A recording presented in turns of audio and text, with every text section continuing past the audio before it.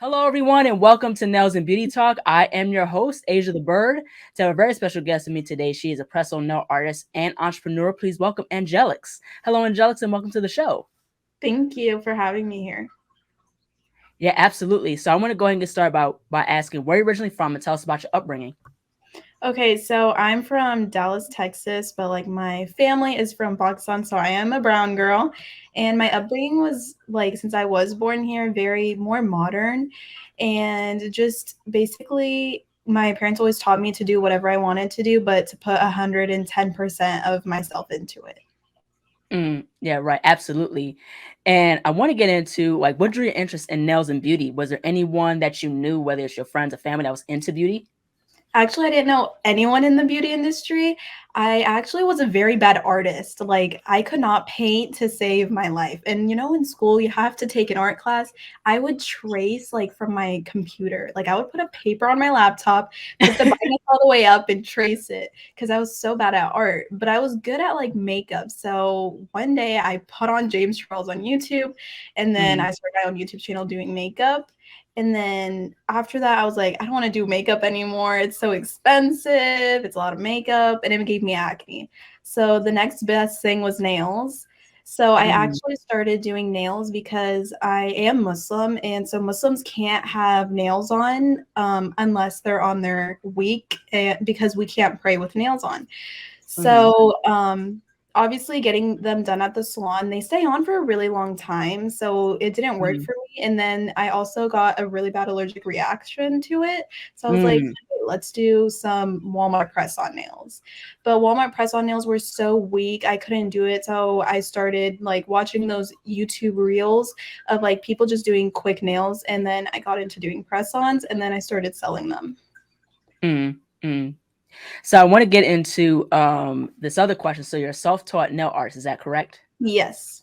So you're a self-taught nail artist that does press on nails. So have you ever thought about going into a full nail tech license, or are you just sticking with just solely press-ons and other Um, things? so far press-ons because even with press-ons, I do still get an allergic reaction because of the salon, even if I'm safe, wearing gloves, washing hands, everything. And then also my back hurts from doing nails, so sitting down with a like client might take me a while. Um, Hmm. and it does make me nauseous as well because I know I don't want to ever do acrylic. That's one of the things that I know that is not going to work with my hands. So hopefully one day I can start my own salon and do that, but we'll see. For now on, we're just gonna do press-ons. Yeah, yeah. It's very interesting because, like, and it's understandable too that, some people get allergic reactions in regards to gel and Mhm. acrylic and stuff like that. Some people with acrylic, they develop headaches, because of the Yeah, strong fumes, you know what I'm saying? the So fumes that's make me cough like really bad. yeah, yeah, that's the thing, it's just it can get too much and it can get really Mhm. toxic if you don't have proper ventilation, Yes. with acrylic and stuff like that, because I remember, going with my mom to the nail salon, they would have their door Mhm. open, but even still, you could still smell the acrylic, Mhm. it was just still fuming all over the place. So it's just toxic for Yeah. your body. And from my understanding, like with, the monomer, it has like carcinogens in it. So the more you breathe Mhm. it, you're putting carcinogens in your body. And also, like at salons, have you noticed how everyone working there wears a mask, but none of the customers wear it? So it's like a sign Right. it's not safe. Yeah, absolutely right. Exactly. So you have your own business called Angelics LLC. So I want to get into Mhm. that as well. So Okay. you sell different products ranging from lip glosses, jewelry, Mhm. accessories, of course, press-on nails, cuticle oils, and much more. So how has been the journey been in regards to having your own nail business? It's been a really eventful journey. I think that I started it off basically just two products, and now I have more than hundreds of products. It's been very hard keeping up with it. I mean, but Hmm. sometimes it is slow. So during those slow times, I do get new ideas. So my journey, I've learned a lot. I've met a lot of amazing people, including you. So I've been very grateful for this journey. Mm. Yeah, absolutely. So, what were some things like specifically that you found like difficult? Like, was it like the pricing, the inventory? Like, what were some of the things that were difficult? Um, I think getting sales and that type of stuff, I think is the hardest. Pricing, I don't know like how, but I've always been like a really good money person. So I could Mhm. get the pricing and the inventory and all that. It was just it's really hard getting orders because I first started off on Etsy. Etsy brings people to you. But now that I have my own website, it is very hard, Right. especially when I'm already doing all the marketing. It's like, okay, what am I doing wrong? What do I Right. need to fix, you know? Yeah, right, exactly. And the thing is also too, along with that, you're adding, a ton of hats to yourself. So you got to Mhm. market, you got to, sell and do ads and stuff like that. Yeah. So yeah, I can understand where like with Etsy, it brings people to you, you know what Mhm. I mean? But like how you said, with having your own website, separate website, it's like it can be hard to attract customers. But I think Yeah. even with Etsy too, like I have like an Etsy shop where I sell some press-ons, but Mhm. the only person that would buy my press-ons is one person, which is one of my friends, which is cool. You know what I Yeah. mean? But I don't, I don't really, get any sales, from other Uh-huh. people or anything. So yeah, it can be hard and stuff like that. Mhm. So, that's why I switched like, from doing like the already made press-ons to doing like custom. So if somebody wants something custom, they can DM me and say, hey, this is what I want, and I'll say this is how I charge and stuff like that. That's how I started. I started off with customs first because it's so hard making so many sets, putting them online, and what if no one buys them? So customs, and I started putting the customs on my website. Yeah, right, exactly. And plus the market is very competitive. Mhm. I think that's something that people have to understand. I know that people say, we shouldn't compete against each other and stuff like that. But the thing is, business is going to be competitive no matter what we Mhm. think. Very And the true. thing is that, it's going to be competitive of who, what press-ons like people want and stuff like that. So Mhm. that's just how it is. And, and I think craftsmanship with, press-on nails or anything is very, very important. That's how you attract other customers. Yeah, that's very true. Especially there's so many nail artists out there. Like Mhm. everyone has so many new unique styles, and then some people have the same type of styles. So Right. it's just where your customer is gonna go. Yeah, right, exactly. Yeah, most definitely. So I believe that packaging is very, very important with any Mhm. business. Presentation is key. For someone that's starting their own business in the beauty industry, for those who are just getting started having their own Mhm. business, what would be some words of advice in regards to presentation in terms of selling products? I think presentation really matters. A lot of people just buy stuff based on packaging. Mhm. So I think find out your business colors first. My business color is all blue, so I make sure that my packaging is blue. And then also when you do package an order, don't just throw it in there like Amazon. Make like put in some freebies, put in a cute organza bag, put in a free sticker. That's what I do. I do free sticker, free candy because it makes it more appealing to them. Right. So, and also just for your product packaging, like for lip gloss tubes, like this lip gloss tube, it's shiny. It's gonna attract the girly girls, you know. Mhm. Stuff Right. like that sells. You should make sure you know your target audience and see what they like, and then put that in your products. Yeah, right, exactly. It's definitely important in regards to understanding what people want. That's what my dad always told me. You understand what your customers want and things like that. And that reminds me of like Diane von Furstenberg. She's a well-known fashion designer. She's a legend in the fashion industry. And I remember taking her master class, and she talked about, is listening to the customer and seeing how people live. Everything that you do is at the Mhm. service of the brand, the packaging, the logo. It makes a whole difference of how you present yourself to the world, as a Mhm. designer, as a creative. And I think also too, I think it's not just also giving people what they want, but it's also giving people something unique and something that they've never seen before. Yeah. And I think that when you have your own unique style, that's what something that also can attract people into buying your products. Yeah, because what I also do is when it's October, like when it's like spooky season, I change up my packaging. My Mhm. organza bags get like all spooky season. I put in like black and orange shredded paper instead of blue. Like I Mhm. change it all up. And then I do Halloween stickers as a freebie. And then Mhm. during the winter time, I do the same thing. It's red snowflake organza bags, Santa Right. stickers, and candy cane as the candy. Like I'd like to change it up.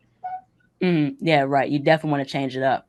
Hmm. So I want to push forward and talk about like during the journey of you being a nail artist and entrepreneur, what has Hmm. been some of the things that you've learned in the journey? And also, too, is there anything you wish you knew before starting your own business? Okay, so what I had to learn throughout the journey was that the first question? Yes. Okay.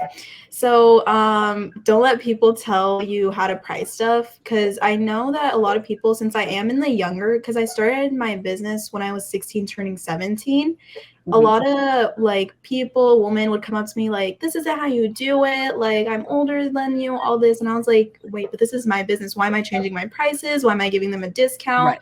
Mhm. Just do what you got to do. It's your price. No one can like change it. Right.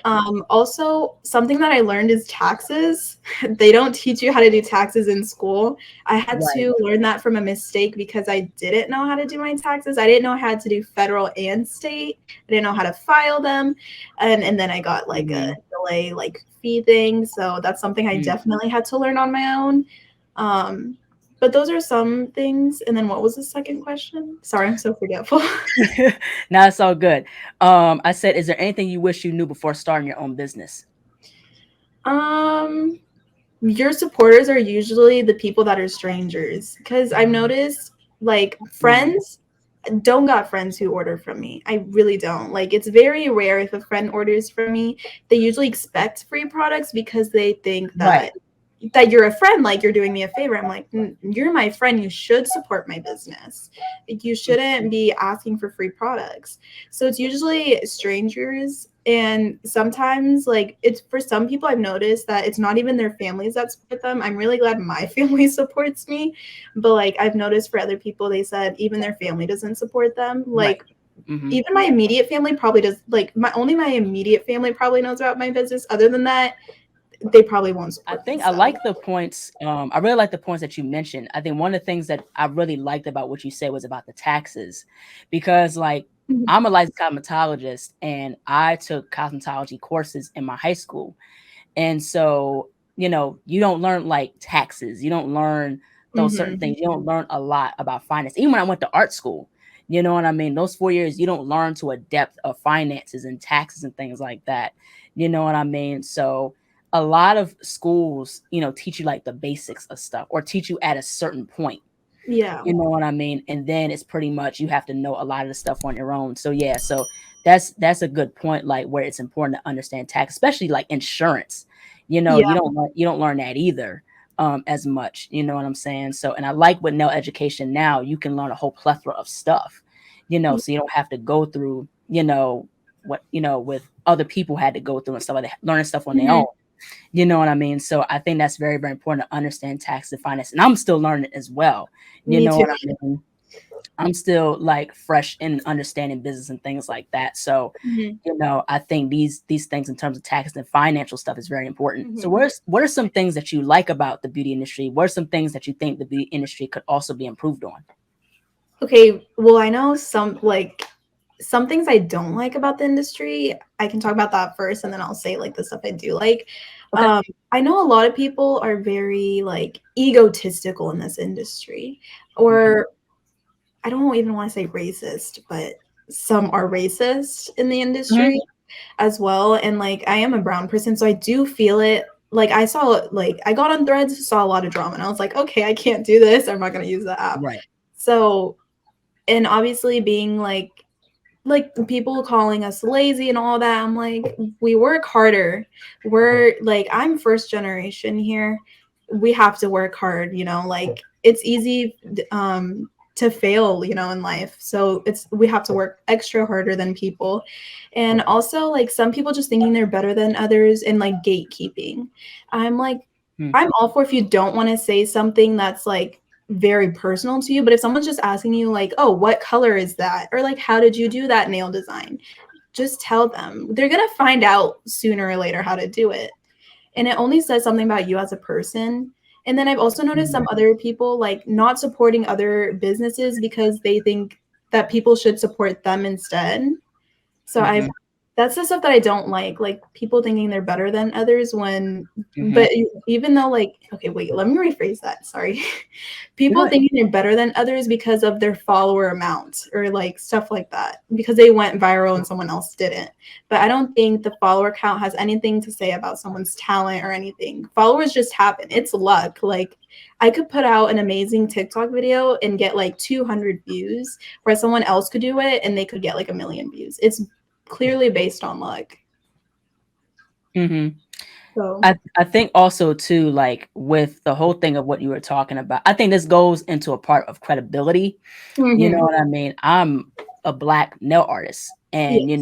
the thing is that it's much harder for people like myself, black nail artists like myself, to Mhm, really get to a certain level. Where is it if it's somebody else, like somebody white or mhm, Asian, they have the ability to get a leg up. You know what I mean? So the thing is, I like what you said in terms of these different things, and some people have been egotistical in mhm. this industry, and also to another thing too, I think with the gatekeeping, I think it's not just it has something to do with them. I think it's also to the reason why people gatekeep too, because there's this thing that's been going on about how people get their work stolen. Oh yeah, true.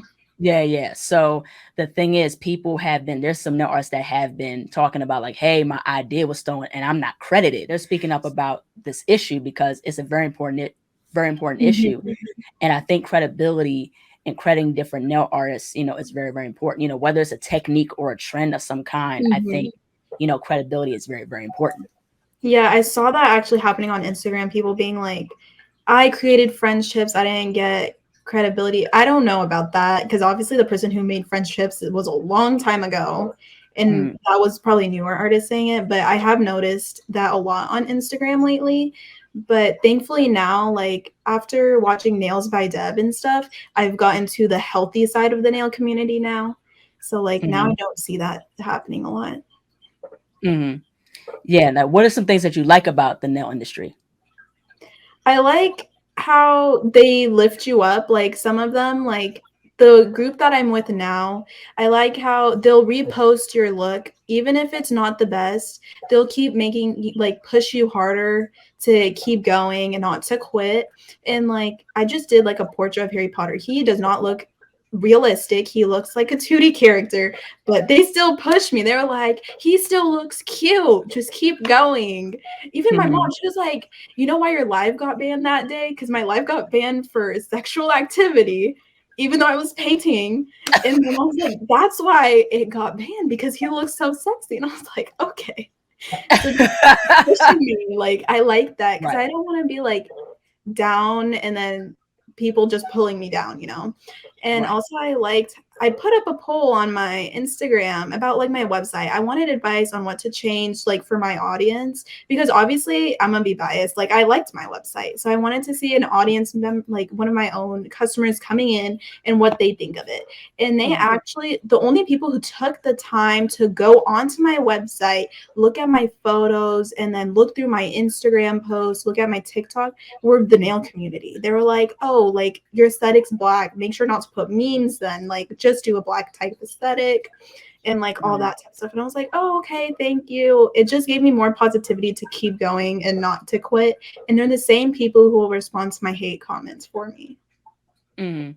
Yeah, and there's a certain group of people, in this nail community that are very supportive to say, yo, shout out Mhm. to this person, support this person's Yeah. business and things like that. I think that's really cool to and very important to have a support system in Mhm. the nail industry, or at least a small circle of people, Yeah. that'll support you and that would, rock with you in terms of the things that you do. So I think that's Mhm. very, very important, especially, the times of mental health. And I think mental health is very, very important. And when you get a lot of criticism and things like that, it just impacts you mentally. It does. I think mental health is very important in all aspects now, Right. especially like people don't talk about it.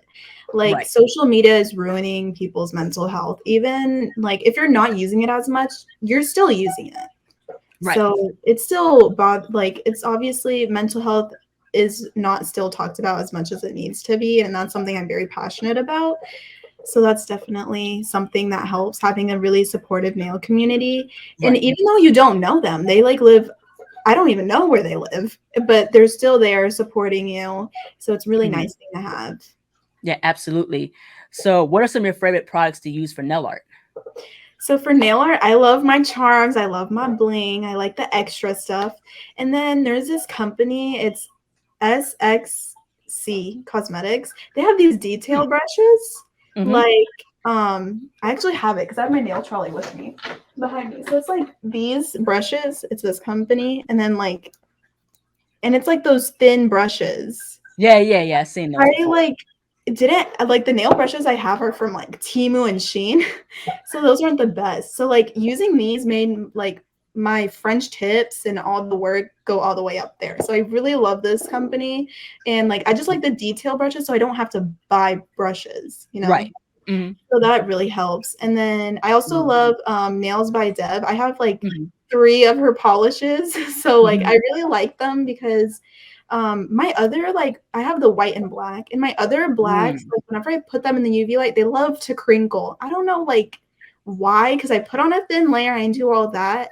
It just doesn't Hmm. work out for me. I don't know. But this black, it works out, so I'm like happy with it. Mm.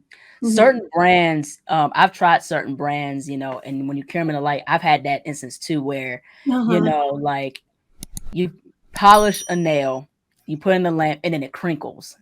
I'm like, Yeah, I it's don't, so I don't annoying.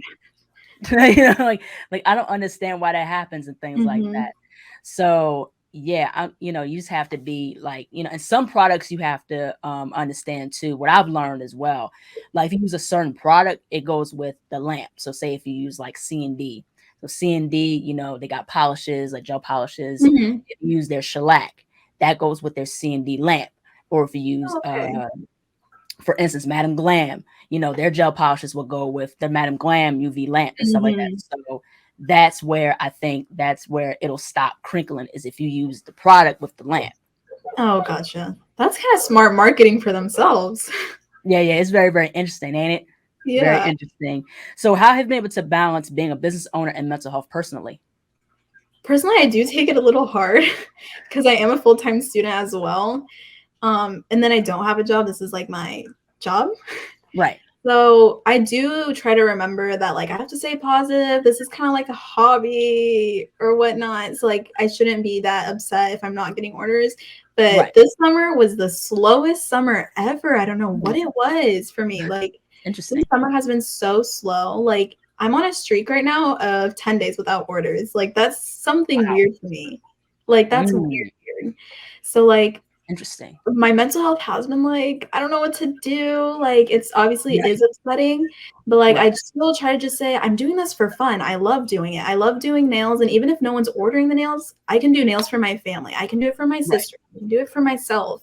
I don't Right. need somebody to order for me to do nails. And then for my lip glosses, if people don't order the lip glosses, my sister will happily take them for free and I'll have to make more. So it's just, I have to remember that I'm not doing this for money. I'm not doing this for anything. I have to remember that I'm doing this because it's fun.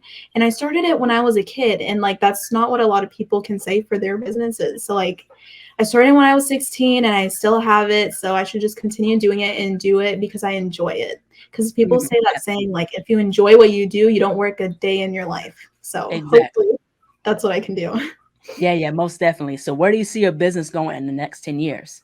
Hopefully, I want to be pretty big. I always had this thing that like I'm gonna be as big as Louis Vuitton, and then I'm gonna see people walking down in my products, and I'm gonna be like, "Hey, that was from my business." So Right. hopefully, I get big somehow. Maybe I know this is like a big goal. Hopefully, like 1 million followers on TikTok. Dream big, dream big. You know, I'll Yeah. land somewhere because 10 years is a long time. Like I'll be 29. That's that's a long time for me. Yeah. I mean, I'm 27, so what I mean. Well, 26 going on 27. So, oh yeah. Like you'll still be young, 29 Yeah, is I'll still still be young, but I'll have yeah. like hopefully that the degrees that I get like help me out in my business. Hmm. Yeah, absolutely. Last but not least, where could people find you on social media? How can people support you and your business? My Instagram is angelics underscore dot underscore, and then TikTok, Pinterest, YouTube, everything else is angelics011. And then you can support by following, shopping, like, commenting, anything. Yeah, well, thank you so much, Angelics, for jumping onto the show. I love what you're doing, and I love how like you're not just about doing the press ones; you're jumping into Hmm. different avenues with your business. Doing jewelry, accessories and lip gloss Hmm. and things like that. I do believe. I think the more you keep up with it, the more you'll go far. So I definitely believe that your business is going to be taken to higher heights. So just keep doing what you're doing. You're doing amazing. Thank you. You are too. Everyone needs to go follow her. She's so good. Literally, the video I saw of your nails, I can literally see them framed in a museum. Like, you know, when they show, like, oh, older people used to wear this type of clothing, that's where the nails need to be. So, Yeah. Thank you so much. Thank you. thank you so much. Thank you for having me. Yes, absolutely. Hello, everybody. Thank you all so much for watching. Please like, comment, share, and subscribe to the channel. Be sure to click the bell for notifications. Also, follow me on my social media platforms and visit my website, ASIATHABIRD.com, and be on the lookout for more interviews to come very soon. Take care, stay healthy, and stay beautiful. Bye-bye.